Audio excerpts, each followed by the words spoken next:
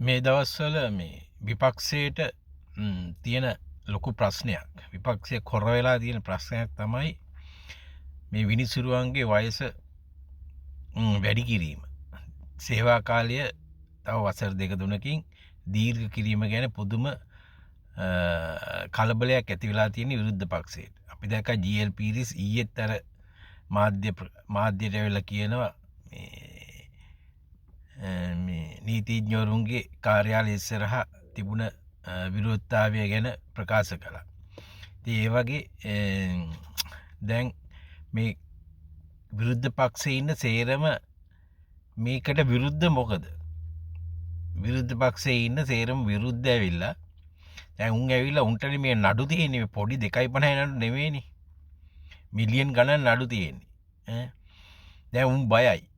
උන් බයයි මේ දීර්ඝ කළාම විනිසුරුවන්ගේ අධිකරණයේ මහා අධිකරණයේ ජ්‍යෙෂ්ඨ අධිකරණයේ ඊර විනිසුරුවන්ගේ මේ සේවා කාලය දිගු කළාම දැන් මුන්ගේ නඩු අහන කාලයත් ඉක්මන් වෙනවා.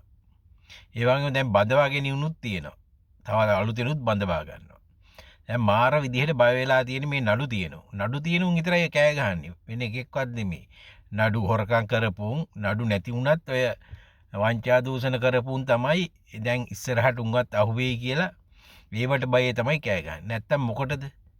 විනිසුරුවන්ගේ සේවා කාලය දීර්ඝ කරලා සේවය කරන්න පුළුවන් නම් වයස තියෙනවා නම් විනිසුරුවන්ට අත්දැකීම් තියෙනවා බහුලව. ඉතින් ඒගොල්ලන්ට පුළුවන් සේවය කරන්න. කොච්චර හොඳ දෙයක්ද? නඩු ටික ඉක්මනට මේ ලක්ෂ ගණන් නඩු තියෙනවා ලංකාවේ. ඕවා ටික ඉවර කරන්න එපාද කියන්නේ? මේ ඕන මේ පුජ්‍යලෙකුට තේරෙනවනේ. ඕනම් මිනිහෙකුට තේරෙනවා මේ ඒක හොඳ වැඩක් කියලා. නරක වැඩක් නෙමෙයිනේ.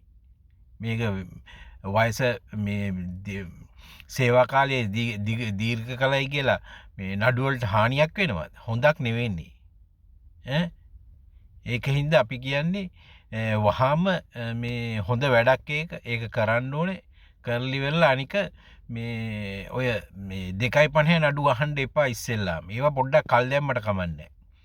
ඒ 2.50 නඩු කල් දාලා හැකි ඉක්මනින් ඔය පහුගිය ආණ්ඩු කරපු රට විනාශ කරපු රටේ මහජනයාගේ මුදල් නාස්ති කරපු දේපල නිදාස් නාස්ති කරපු සෙට් එකේ ඉන්නවනේ රාජපක්ෂලා රනිල්ල ඇතුළු ඒ ආණ්ඩුවල මැති ඇමතිවරු උන්ගේ නඩු ඉස්සෙල්ලාම අහන්න. මේ මිලියන් ගණන් නඩු නේවා.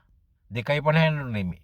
ඒකින්ද උන්ගේවා ඉක්මනට අහලා අරවා හිමීට අහන්න. අපි මේ යෝජනා කරන්නේ උන්ගේ නඩු ඉක්මනට අහන්න ඉවර කරන්න මේ සේවා කාලය දීර්ඝ කිරීම ඉතාම හොඳ වැඩක් කියලා තමයි අපිට කියන්න තියෙන්නේ. ස්තුතියි.